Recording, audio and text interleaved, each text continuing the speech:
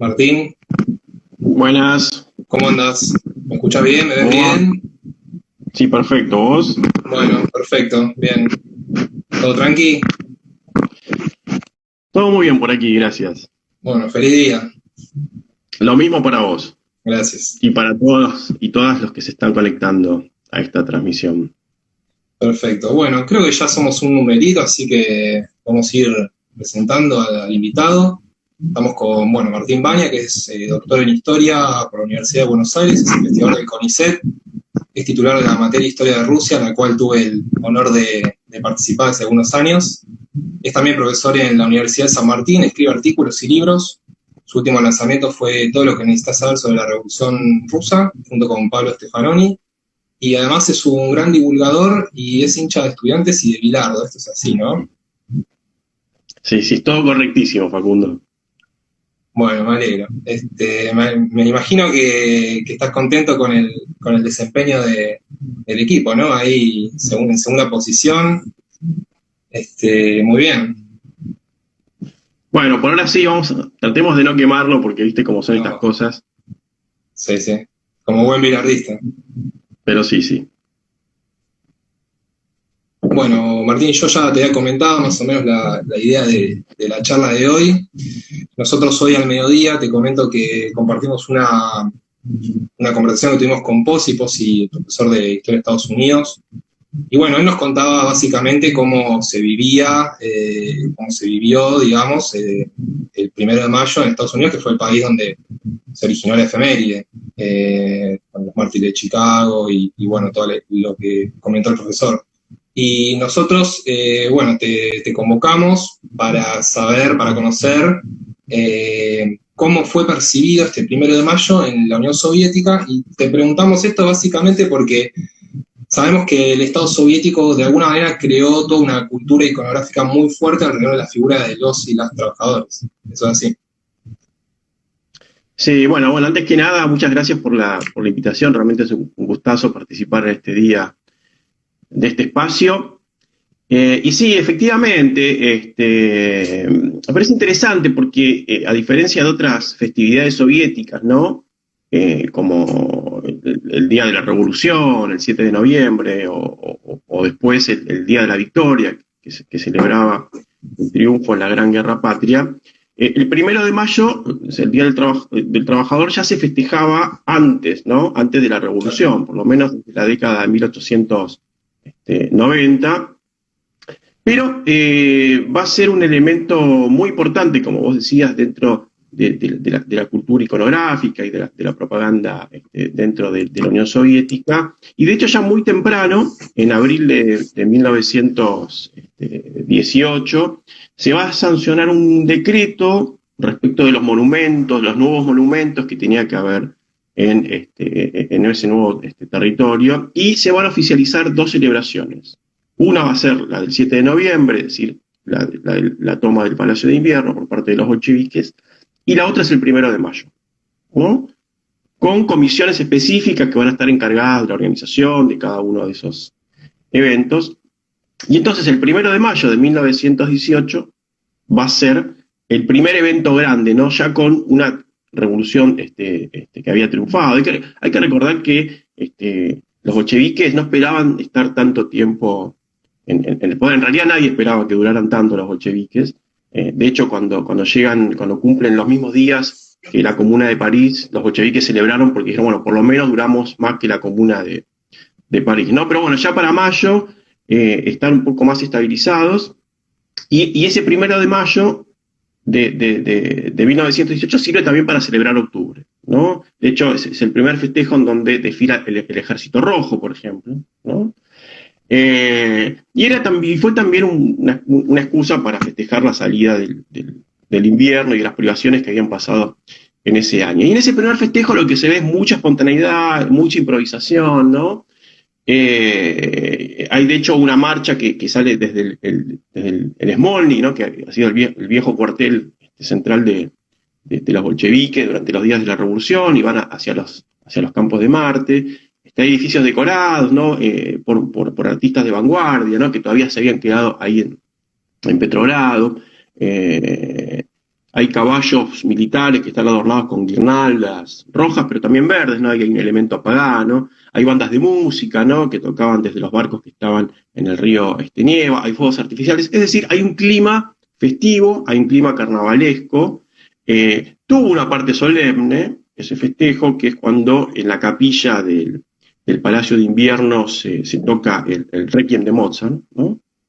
Una especie de homenaje a los caídos durante la Revolución, pero en general lo que se ve es un festejo más carnavalesco. Y ahí comienza a haber un dualismo en la dirigencia bolchevique, que es, por un lado, celebrar la Revolución, efectivamente, ¿no? A través de distintas festividades, como la del 1 de mayo, o más bien conducir las energías hacia la defensa de un nuevo poder que, como decía, bueno, todavía no estaba totalmente consolidado. Y ahí va a aparecer una figura central, que es la figura de Anatoly Lunacharsky, que es fue el comisario para la educación y las artes, una especie de Ministerio de Cultura, si se quiere, para usar un anacronismo, que tiene que lidiar, por un lado, entre el gusto tradicional y más solemne de los bolcheviques, con Lenin a la cabeza. Lenin era bastante conservador en términos culturales, o lo que proponían las vanguardias artísticas, ¿no? Que iban más en esta dirección de hacer festivales y darle un cariz más carnavalesco.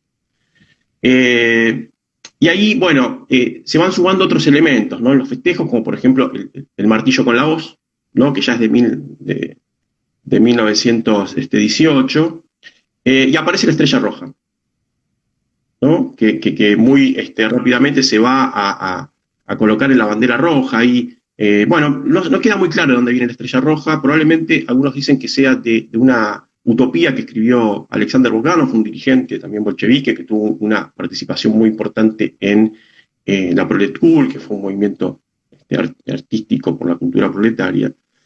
Y la bandera roja, bueno, una herencia de la Comuna de París, ¿no? Y de algunas luchas previas. O sea, aunque no hay que descartar también que tenga que ver un poco con la Plaza Roja y esta raíz etimológica de la palabra roja en ruso, que es krasny, que también puede significar hermoso, ¿no? O bonito. No, todo eso, acá van apareciendo comentarios y yo los leo y los pongo. No, son de 1918 todos esos elementos. Y ya, por ejemplo, bueno, va a haber música también, ¿no? Va a acompañar la celebración del 1 de mayo. Y ahí, aunque uno esperaría que, exacto, rojo puede significar, perdón, la palabra rusa, que significa rojo, también puede significar bonito, tiene la misma raíz. La canción que aparecía en esos festejos no era tanto la internacional, ¿no? Sino la marsellesa de los trabajadores. De hecho, cuando Lenin llega a la estación Finlandia de su exilio, él esperaba ser recibido con la internacional y los obreros lo reciben con la marsellesa de los trabajadores, porque la internacional estaba restringida más al grupo de militantes, ¿no? La marsellesa apuntaba más a un evento más amplio, como había sido la Revolución Francesa, y de hecho Lenin les tiene que decir, bueno, ya está, cantaron la marsellesa, ahora pónganse a cantar la internacional, que es la canción de los obreros, ¿no? Pero ya para 1920 se ve, se empiezan a ver espectáculos de masas, ¿no? Y de hecho ahí va a haber una representación bastante interesante por lo que significó, que se llamó El misterio del trabajo liberado, ¿no? Donde se hace una gran representación todavía en Petrogrado, ¿no? Donde por un lado aparecen capitalistas, mandarines, emperadores, que están acompañados por la marcha fúnebre de Chopin, ¿no?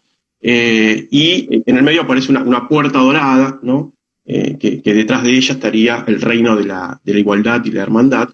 Y aparecen entonces personajes históricos como Espartaco, ¿no? Que intentan cruzarla pero no pueden, hasta que aparece desde el este, dato no menor, columnas con banderas rojas, ¿no? Que son las encargadas de liberar a la humanidad, ¿no? Y ahí el reino del socialismo se expresa, se revela como una estrella roja, como una gran estrella roja, como un sol naciente, que después la figura del sol va a tener un papel muy importante dentro de la historia soviética, ¿no?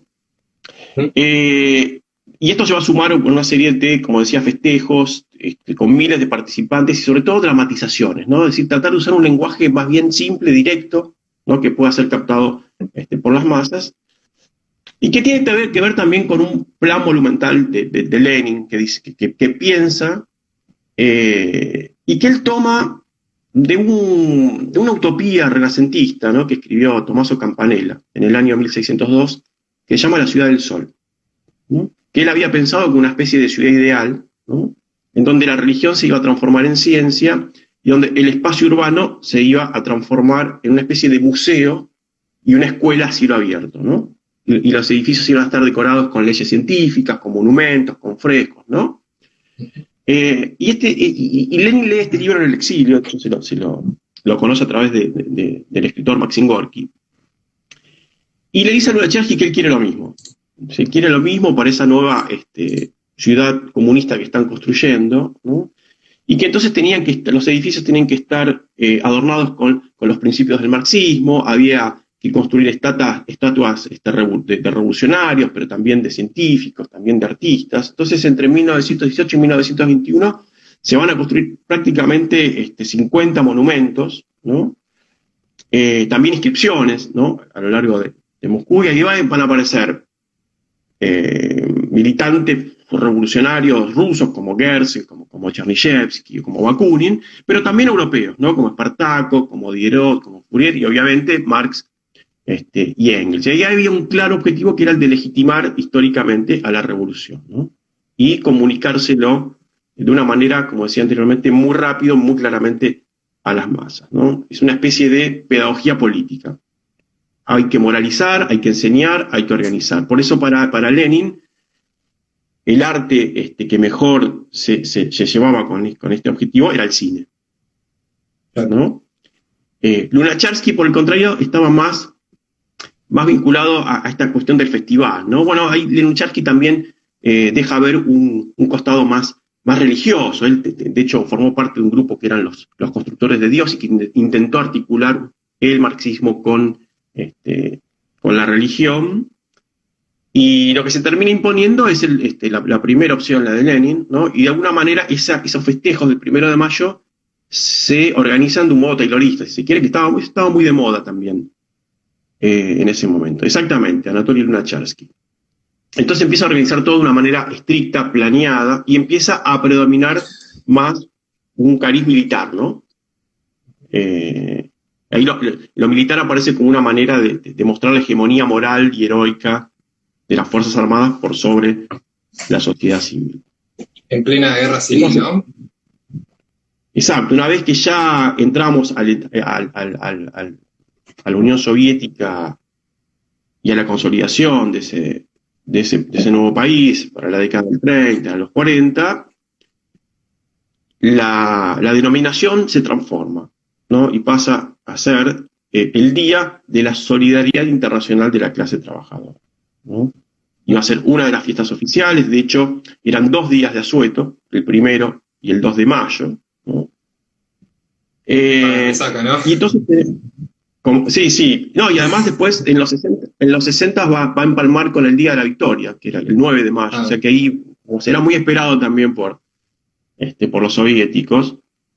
Pero bueno, lo que vamos a tener son grandes desfiles, manifestaciones, actos públicos, ¿no? Banderas rojas, globos, flores de papel, y un eslogan que va a estar presente en todas las decoraciones, que es Mir, Trud, Mai, es decir, paz, trabajo y mayo, ¿no? Y es muy interesante, muy curioso, que, bueno, y era muy común, ¿no?, hasta incluso el fin de la Unión Soviética, enviar postales, ¿no? En las grandes fiestas, como el Día de la Revolución o el 1 de mayo, las personas se mandaban postales a modo de saludo, de felicitación por esa festividad. Y acá tengo algunas de esas postales. Estas son auténticas, las voy a mostrar aquí. Es una postal del 1 de mayo, sí, ¿no? De hecho, atrás está no sé si se llega a ver, para escribir, bueno, hacia quién y hacia dónde se enviaba esa postal, ¿no? ¿Esa es de aquella época? Sí, esta es una postal del año 1975, que yo compré en una librería, en un sector de antigüedades. Acá están denunciando censura. No. Nada más lejos. Acá hay otra postal, ¿no? Abajo dice con firma Maya, es decir, felicidades por el 1 de mayo, ¿no? También. Y atrás está para completar. Bueno, este es otro diseño, ¿no? Que se puede abrir y ahí uno escribir lo que quisiera. Y fíjate que en todas las postales hay algo que está muy presente en la cultura soviética, incluso la cultura rusa, que son las flores, ¿no? Para celebrar, para festejar un acontecimiento importante. Acá hay otra, esta es bien producida, esta es del año 6 también, ¿no? Bueno, entonces una manera de festejar el 1 de mayo era, además de asistir a las manifestaciones, con globos y banderas y flores de papel, era enviar postales a los amigos o a la familia, ¿no? Por esa celebración. Mientras acá tenemos postales, si es que ya alguien escribe postales, ¿no? Pero para el cumpleaños o para una comunión, o lo que fuera, aquí teníamos postales, entre otras cosas, para el 1 de mayo. Uh-huh. Y bueno, se sigue esta línea, digamos, ¿hasta cuándo? ¿Cuándo es que esto empieza a cambiar? Si es con el fin de la URSS o si viene de antes, quizás ya se deja de ser el evento del año. Bueno, es interesante porque esto tiene que ver también con un rasgo de lo que podríamos llamar el socialismo tardío, ¿no? Que es el que viene después de la muerte de Stalin, con los intentos de reforma que van a desencadenar finalmente en 1991 la disolución de la Unión Soviética. Y lo que empezó a pasar es que el discurso del partido empezó a perder autoridad y sobre todo se empezó a convertir en algo normalizado y en algo predecible, ¿no? Era un discurso que estaba en todos lados, ¿no? Y que de hecho tenía representaciones rimbombantes, como vimos recién, en distintos festejos, pero el impacto que tenía en la vida real era cada vez más escaso, ¿no? Y de hecho los ciudadanos podían participar de los desfiles del 1 de mayo, por ejemplo, pero no necesariamente conocían, por ejemplo, a los retratos de los miembros del Politburó que se portaban en esas manifestaciones, ¿no? Había un poeta llamado Brodsky, ¿no? Que, por ejemplo, creía que Félix Dzerzhinsky, el fundador de la Checa, todavía estaba vivo, ya había muerto hace un montón, o que Comintern, que es el acrónimo para la Internacional Comunista, era el nombre de una banda de rock, ¿no? Es decir, el discurso oficial del gobierno cada vez tenía menos impacto, pero había, por un lado, una participación efectiva de los ciudadanos en esos actos, en esas manifestaciones, que no lo hacían tanto, que era como una especie de ritual, ¿no? Y que no lo hacían tanto por temor a las represalias que podían venir de las autoridades, porque de hecho no estaban tan pendientes de la realidad oficial, de hecho lo que predominaba era cierta apatía, ¿no? Y falta de preocupación. Al contrario, iban a esos lugares y decían lo que se esperaba que se tenía que decir, actuaban de la manera que se esperaba que tenían que actuar, pero eso después les habilitaba una suerte de dimensión performativa, ¿no? Que les ayudaba a generar otros sentidos, nuevas normas, nuevos valores, dentro de su propia vida cotidiana, ¿no? Es decir, que estaban, podríamos decir, con un pie adentro y afuera del sistema. Sí, podían participar como de la cáscara oficial del sistema, pero después hacían la suya, ¿no? Y esto el Estado no lo pudo ni anticipar ni controlar, ¿no? Entonces, en ese contexto, festejos como el 1 de mayo, ¿no? Empiezan a vaciarse de contenido, ¿no? Y los soviéticos empiezan a buscar otros sentidos, o a interactuar en otros espacios, como por ejemplo las Tuzovska, ¿no? Que eran espacios alternativos, ¿no? Como por ejemplo el Café Saigón, que era un café en donde quienes se dirigían allí podían, por ejemplo, encontrar literatura que estaba oficialmente prohibida. De hecho, muchos creían o decían aprender más ahí que en las aulas de la universidad, por ejemplo, ¿no? O incluso eso se ve también en elección de los trabajos, ¿no? Muchos jóvenes elegían trabajos como barrenderos o caldereros o serenos, ¿no? que eran trabajos que tenían un salario muy bajo, pero eso no era un problema en la Unión Soviética porque las necesidades básicas estaban cubiertas, ¿no? Entonces no hacía falta tener un salario muy alto. Pero eso eran ocupaciones no muy exigentes, solían trabajar pocas horas y además no estaban obligados a asistir a los desfiles y los eventos oficiales, ¿no? Lo cual les dejaba tiempo para hacer lo que realmente sí querían, ¿no? Que eran otras actividades. De hecho, gran parte de los músicos de rock soviético van a surgir de estas ocupaciones, o van a ser barrenderos, o caldereros, o serenos, ¿no? Bien. Entonces un poco pierde, si bien se va a seguir festejando hasta el último día de la Unión Soviética, el 1 de mayo, va a perder el peso y la significación que tenía en los primeros años, ¿no? De hecho, en 1990, en plena celebración oficial, Gorbachev y la plana mayor del Comité Central va a tener que abandonar el desfile anticipadamente por manifestaciones de protesta que hubo en ese momento, ¿no? Claro. De modo que un poco lo que sucede es eso. Y, digamos, ¿en qué momento empieza a devaluarse, digamos? ¿Es después de la muerte de Stalin o un poco más tarde, quizás? Bueno, es un proceso que no es lineal, ¿no? Sino que se va dando gradualmente y sí, sobre todo en la década del 80, ahí ya se ve un desgaste bastante importante y esta cuestión de, bueno, asisto al acto oficial, ¿no? Agito la bandera, levanto el globo, pero después voy a mi casa y hago otra cosa totalmente diferente, ¿no? O no tengo un compromiso tan grande con esa celebración como podía suceder en los primeros años, donde, como vimos, había desfiles, había una participación espontánea bastante significativa e importante, ¿no? Claro, terminó siendo una especie de demostración de fuerza del Ejército Rojo, mostrando los misiles y bueno, las armas, todo eso.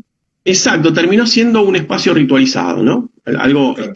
puramente mecánico y cada vez más devaluado en un punto, ¿no? El punto tal que, bueno, en la década del 90, ya con la disolución de la Unión Soviética, se renombró como el Día del Trabajo y la Primavera. Claro, ¿No? sí, ahí quería llegar, porque, claro, además de esta devaluación del 1 de mayo, creo que también hay bueno, lógicamente, ¿no? Hay una devaluación de los festejos o de los recordatorios de la Revolución de Octubre. De algún modo, digamos, hace muy poquitos años fue el centenario de la Revolución y no hubo mucho esfuerzo de Putin por recordarlo, pero también por otra parte, yo veo que los turistas van y hacen fila en el mausoleo de Lenin para ver a la momia. Entonces, lo que quiero preguntar es cómo explicar esa relación con el pasado y el presente tan particular que se da en Rusia. Bueno, es muy interesante porque vos pensás que de un día para otro hubo cientos de millones de personas que se quedaron sin país, ¿no? Claro. Y ahí hay un problema con la identidad nacional, que es una identidad muy fuerte en las personas, que hubo que resolver y que todavía hoy Rusia está intentando resolver. Es muy interesante lo que planteás del centenario de la Revolución, que no esperaba, ¿no? Que fuera un momento de reflexión y de conmemoración significativo, por lo que significó no solamente para la historia rusa, sino para la historia universal. Digo, es la primera revolución anticapitalista triunfante del mundo, ¿no? Y eso sucedió en Rusia.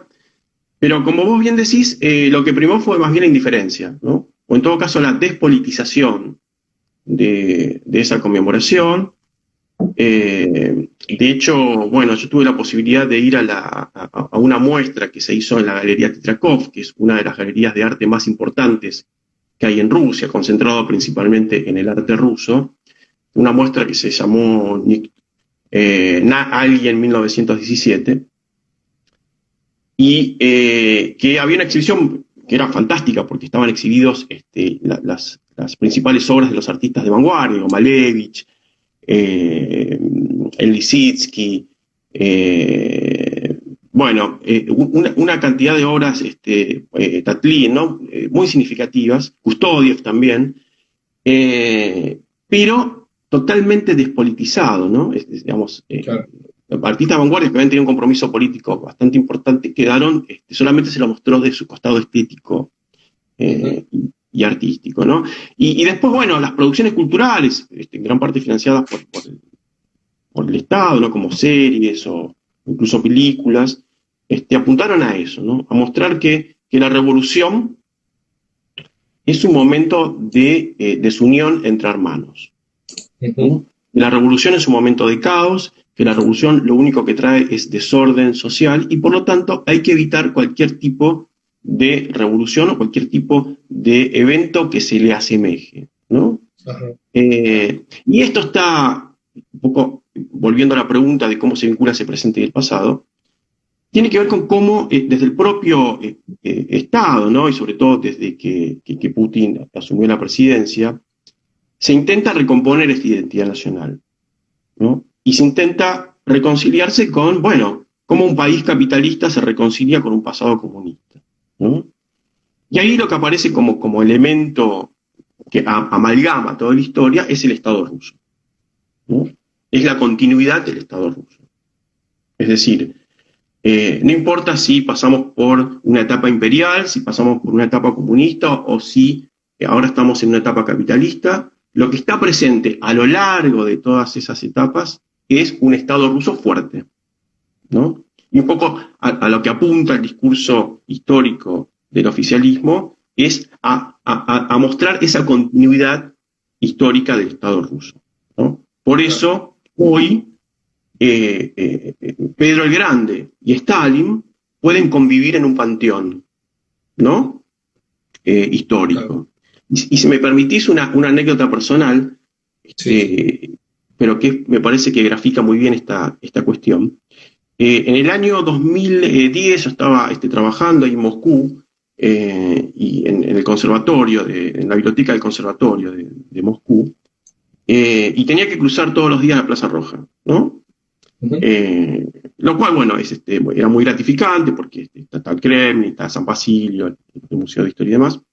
Y en uno de esos cruces me cruzo con un falso Lenin, es decir, una persona que se parecía a Lenin, y que sacaba fotos con los turistas, en su mayoría turistas rusos, ¿no? Es decir, era gente que sabía quién era el personaje. Bueno, me pareció simpático, no me saqué la foto, seguí caminando. A los pocos días vuelvo a pasar por ahí y al lado del falso Lenin había un falso Stalin, ¿no? Bueno, no me pareció tan simpático, pero bueno, estaba ahí la gente sacándose fotos con el falso Lenin con el Pravda, ¿no? Y la bandera roja. Bueno, y a la semana, ponele, de volver a caminar por ahí, seguía el falso Lenin, ¿no? Pero ahora el que estaba al lado sacándose fotos con los turistas y con Lenin era Nicolás II, ¿no? Entonces, 100 años después, casi 100 años después, se encuentran el verdugo y la víctima, ¿no? Claro. Pero que también demuestra un poco cómo cambió esa concepción del pasado, ¿no? Y cómo lo que se busca en verdad es una reconciliación, ¿no? Con ese pasado. De hecho, es un poco a donde apunta el discurso, más bien no mostrar el costado sangriento y el componente de clase que tuvo la revolución, ¿no? Sino más bien presentarlo como un enfrentamiento entre hermanos, ¿no? Por un lado, los rojos que luchaban por la grandeza de la Rusia soviética, y por otro lado los blancos que luchaban por la grandeza de la Rusia imperial. En ambos casos luchaban por Rusia, ¿no? Por el mismo país. Claro.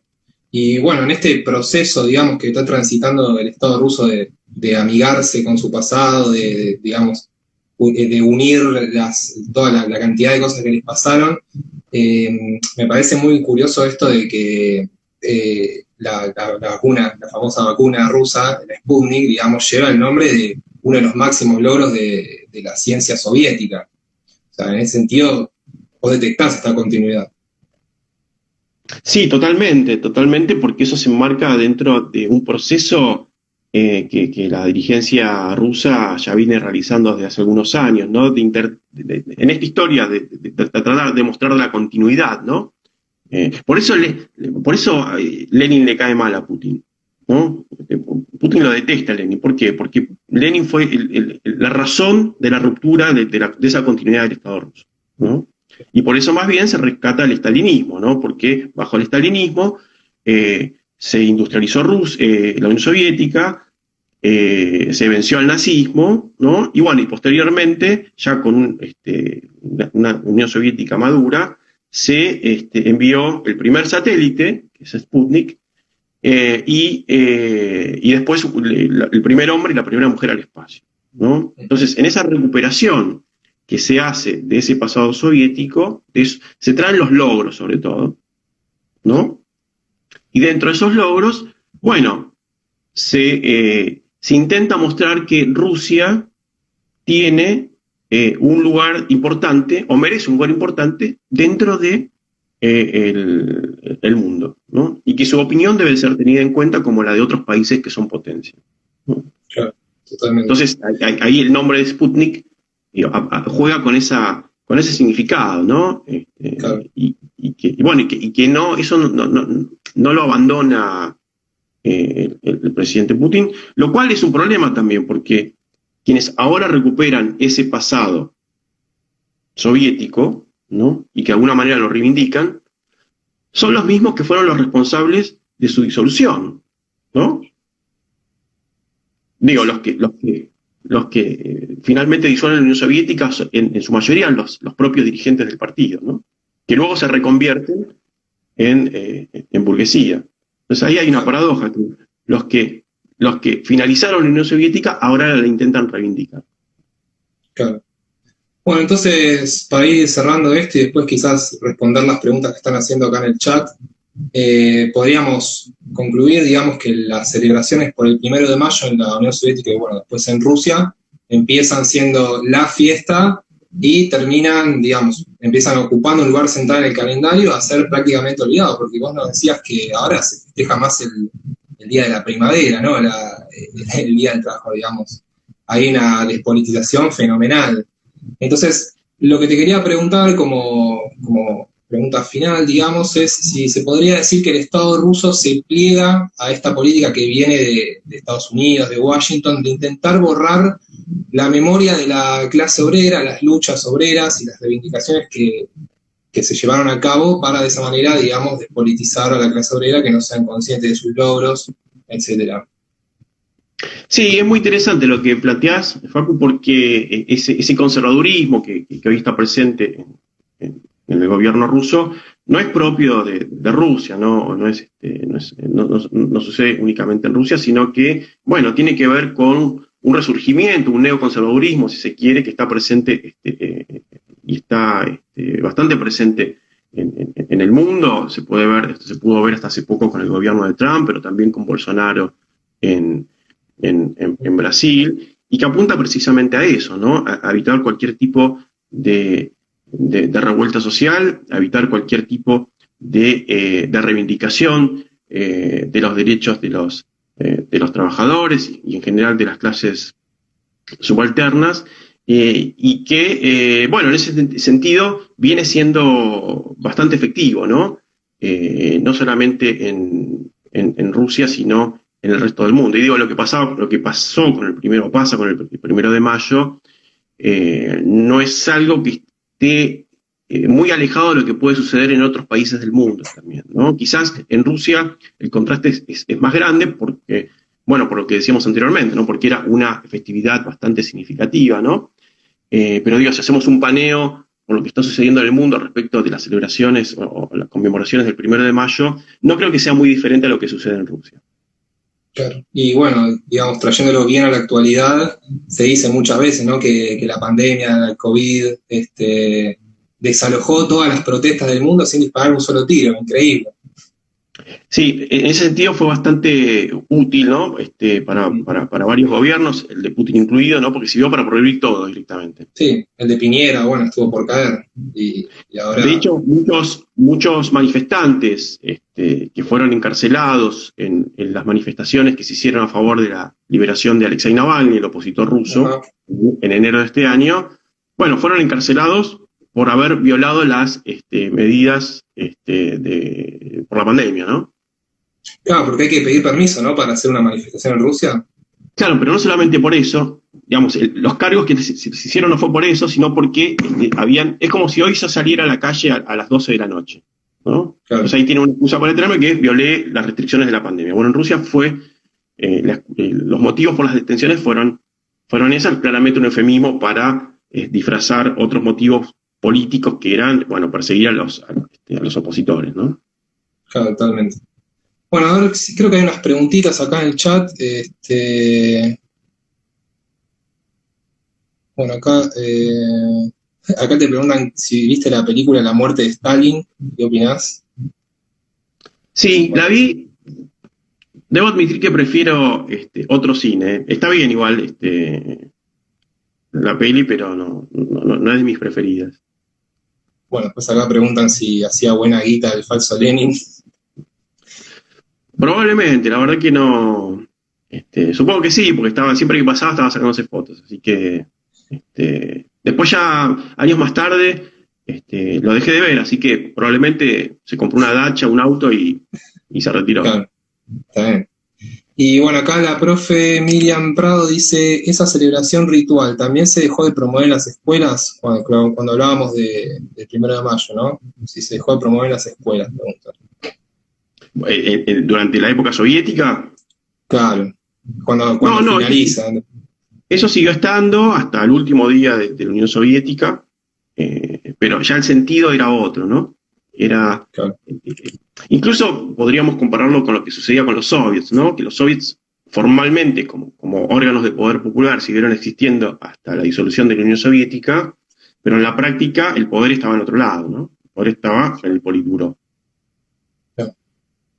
Bueno, Martín, muchas gracias. Gracias a la gente que se prendió un sábado a las 7, 8 de la tarde a hablar de historias, un montón. Bueno, esta charla la vamos a grabar y la vamos a subir al feed, para los que se hayan quedado con ganas de verla nuevamente, los que no pudieron verla. También, bueno, decirles que tenemos un canal de YouTube al que pedimos que se suscriban, que es Historias Destacadas, y un Facebook también, Historias Destacadas también. Y bueno, muchas gracias, Martín, y hasta la próxima. Bueno, muchas gracias, Facu. Fue un gustazo, gracias por la invitación y hasta la próxima. Bueno, abrazo grande. Feliz día. Chau. Gracias, igualmente.